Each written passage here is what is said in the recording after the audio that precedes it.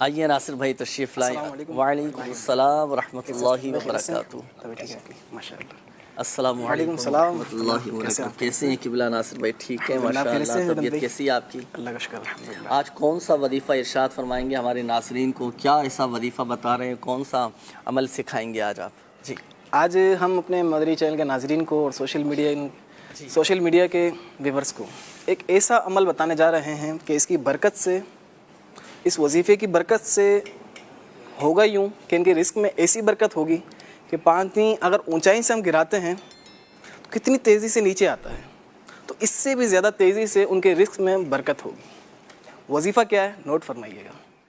جو کوئی ماہ رمضان کا چاند دیکھ کر 21 مرتبہ سورۃ القدر بسم اللہ الرحمن الرحیم انا انزلناہ فی لیلۃ القدر وما ادراک ما لیلۃ القدر، اب یہ 21 مرتبہ جو یہ پڑھ لیں، اب اللہ پاک اس وظیفے کی برکت سے اس کے رزق میں ایسی تیزی کے ساتھ برکت عطا فرماتا ہے کہ پانی اگر ہم اونچائی سے گراتے ہیں تو نیچے کی طرف کتنی تیزی سے آتا ہے، اس سے بھی تیزی کے ساتھ اور کئی گنا اللہ پاک اس کے رزق میں برکت عطا فرماتا ہے.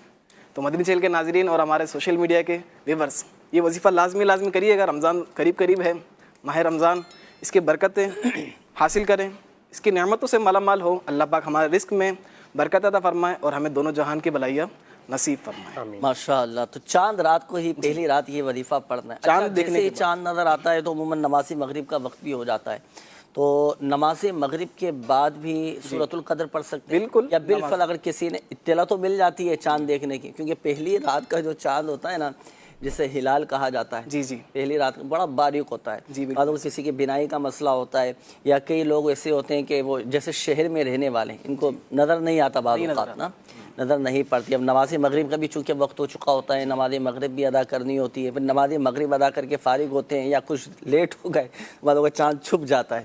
بالکل پڑھ سکتے. اچھا آنکھوں سے دیکھا نہیں ہے لیکن اطلاعات مل جاتی ہیں، الحمدللہ اعلانات ہو جاتے ہیں، تو دیکھنا ضروری ہے. بغیر دیکھے بھی یہ وظیفہ اگر اطلاع مل جائے، جیسے ہمارے مدنی چینل میں بھی اعلان کیا جاتا ہے ماہ رمضان کا، اس وقت بھی یہ پڑھ سکتے ہیں. ساتھ ہی ساتھ مغرب کی نماز کے بعد آپ بالکل فارغ ہو جائیں، سنت نوافل وغیرہ پڑھ کے پھر آپ یہ وظیفہ پڑھ لیں، باذن اللہ رزق میں فراوانی ہوگی، برکت ہوگی. ماشاءاللہ. اسلامی بھائی بھی، اسلامی بہنیں بھی اس وظیفے پر عمل کر سکتے ہیں. دونوں پڑھ سکتے ہیں. پہلی رات کے جیسے آپ نے فرمایا نا، تو ماہ رمضان کی چاند رات کو یہ وظیفہ پڑھنا ہے. چاند رات کو ایک اور چلے، میں اسی کے ضمن میں ایک اور وظیفہ ایڈ کر دیتا ہوں.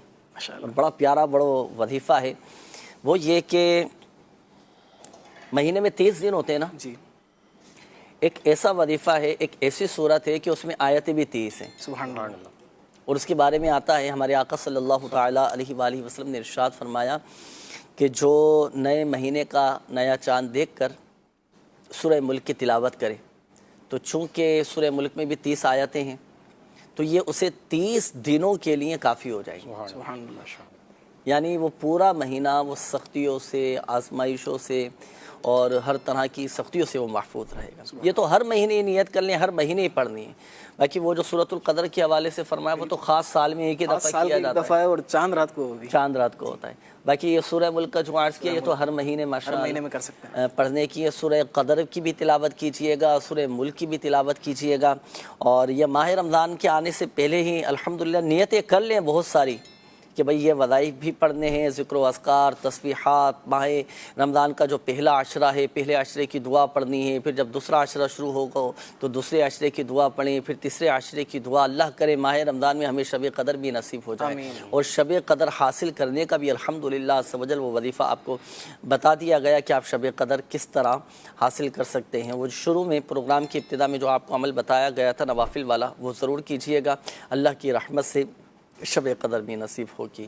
تو یہ وظیفہ 21 مرتبہ ماشاءاللہ پڑھنا ہے. بہت شکریہ ناصر بھائی، اللہ آپ کو جزائے خیر عطا فرمائے. آپ نے کرم فرمایا، وقت دیا. اللہ پاک آپ کو بہترین جزا اس کی نصیب فرمائے. دعاؤں میں یاد رکھیے.